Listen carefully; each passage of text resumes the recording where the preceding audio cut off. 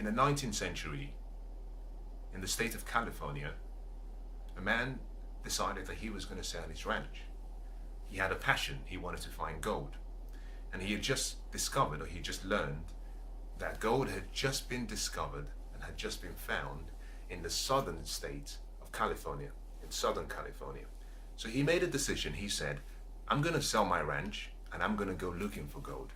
And I'm never going to come back until I find gold. He sold his ranch for approximately $800. And then he went on his journey. He went on the adventure looking for gold. He sold his ranch to someone by the name of Colonel Suthers. Now, a few years later on, Colonel Suthers and his daughter, in the evening, were on the ranch. His daughter was playing with sand. Now, prior to that, Colonel Suthers had decided that because there was a stream flowing through the ranch, that he was going to build a mill. So he built a mill. One evening, the daughter was playing with the sand right next to the body of water. And as she was playing, she decided to go back into the house. So she took a handful of sand. As she walked into the house, Colonel Suthers had someone present with him in the house. The visitor noticed that as soon as the young daughter walked close to the fireplace, he noticed that the sand was glowing. It was very unusual, that there was a gold color to the sand.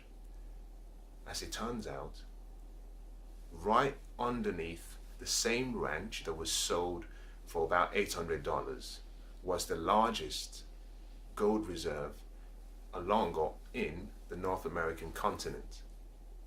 You see, the man who had the ranch before could not recognize what he had. You see, we always think, or we often think, that the grass is always greener on the other side. We often think that we're not worthy and we have to be like someone else. But you were born and you were made for a reason. You were made special. You were made for a unique purpose and to do something very unique and great in the world. And hidden in your design and hidden in your reason for your birth is your greatness. A lot of times we think that we have to be like other people. But you see, you were really born as a unique original. So why would you want to be a replica of someone else? You see, you must come to the realization and the acceptance that the grass is not greener on the other side. You must come to the realization that all you need to have a fulfilled life, to have a successful life, to be joyous, to be happy, to be healthy, is within you and is around you. The man who sold his ranch and who sold his farm was blinded by the opportunities that were around him.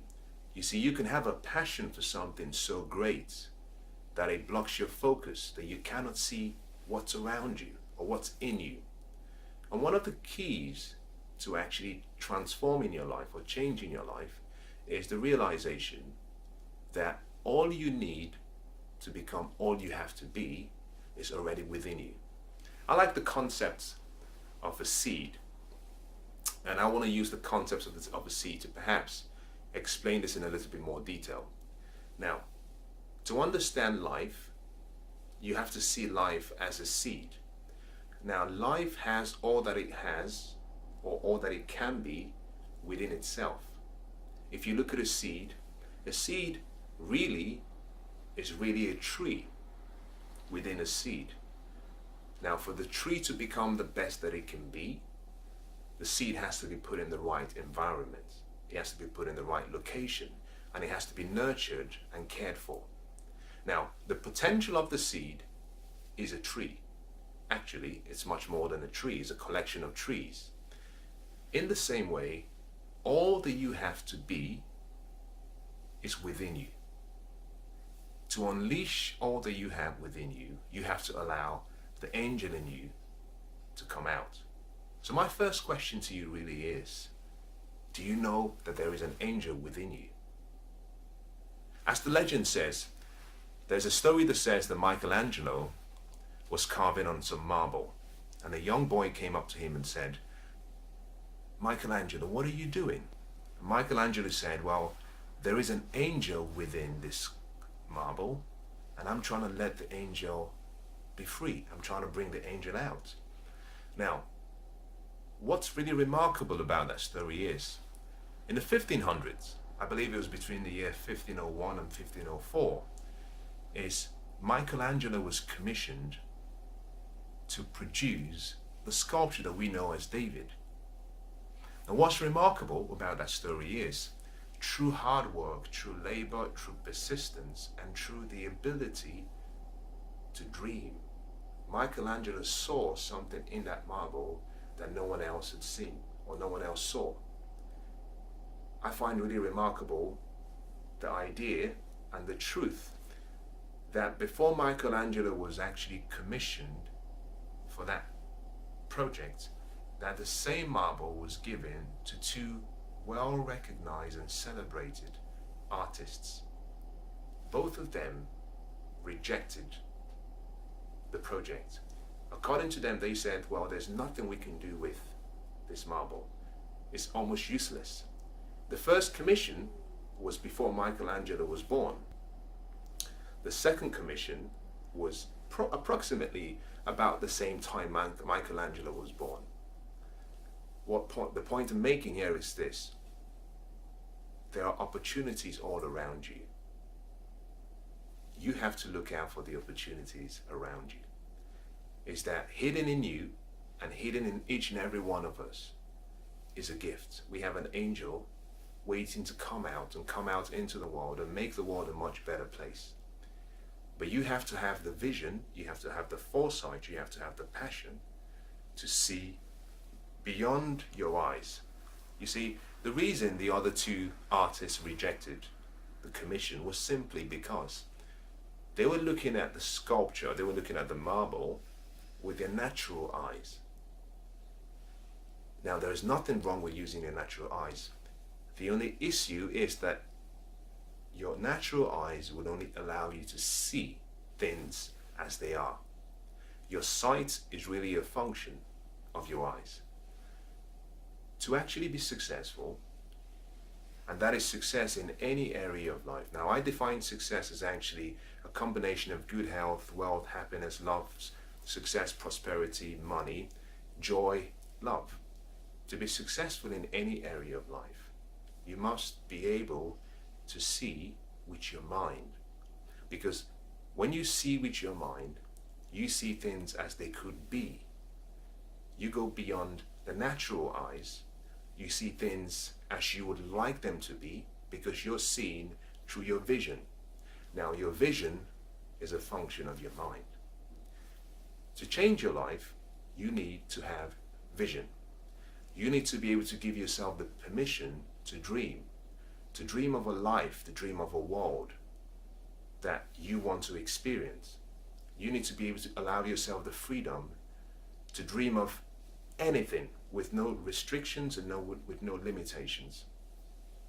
All successful people and all people who have found true happiness and who are living the abundant life have actually gotten to the stage where they realized that actually they had to go beyond seeing with their natural eyes, that they needed to combine the sight vision with the mind vision.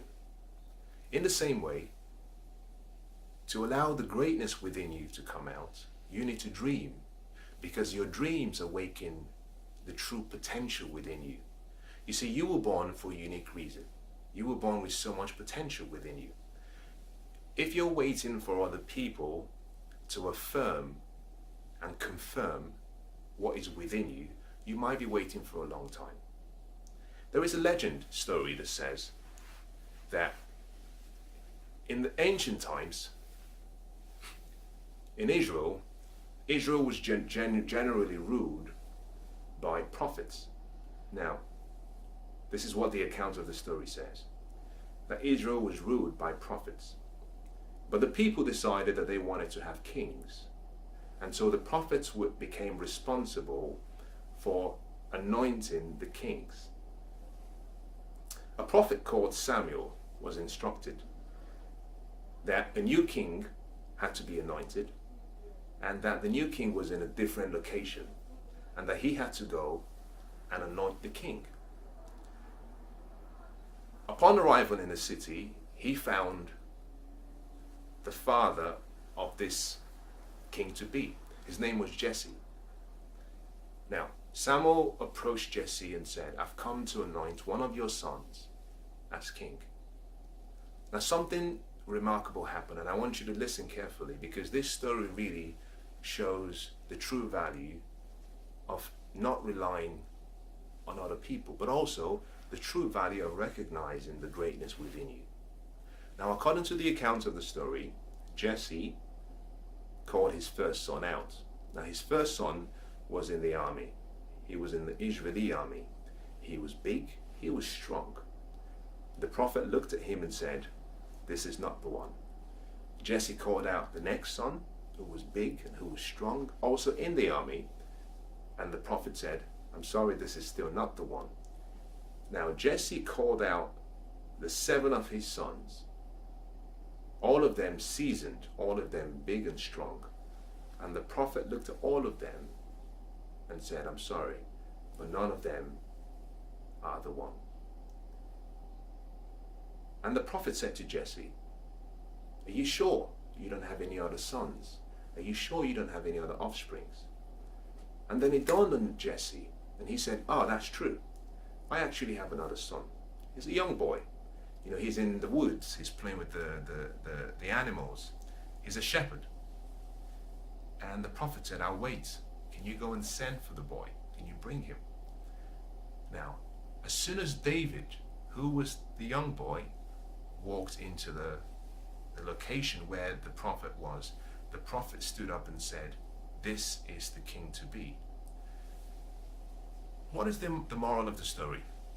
You see, Jesse couldn't see the greatness within his son, David.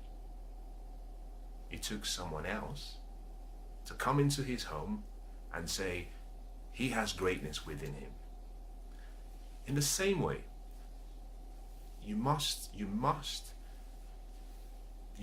and I repeat this again, you must make sure that you're not waiting and you're not relying on other people to affirm you, to confirm you as being great. Because greatness was built, it was put into you when you were born. Now, the other part of the story is that David was anointed as king, probably at the age of between maybe 13 years and, who knows, maybe 17 years. But he wasn't made officially king until he was about 30 years old, which means that he had to wait more than 10 years to become king. And during that time, he continued to look after the sheep. He was still a shepherd boy. But the point I'm making is that David was anointed as king. As a teenager, he had the potential. Now, he was only confirmed as king when he allowed the potential to come out of him. Now, how did he do this? Well, he had to fight Goliath. I'm sure you all know about the story of David and Goliath. It's a fascinating story about, the underdog and a seasoned warrior. Now, I'm not going to go into the detail of actually what happened, but all I want to say is that David was a shepherd boy until he fought Goliath. And the point of this is simply that although you have potential, that it will take a Goliath, it will take maybe a challenge, a crisis, it will take true commitment for the greatness in you to come out. The other point is simply that David was able to defeat Goliath because whilst he was a shepherd boy, he was doing what I call preparation. That he was preparing for his future. Now, Benjamin Disraeli says that success will find a man who makes use of his time preparing for his future so that when the opportunity arises, he's ready for it.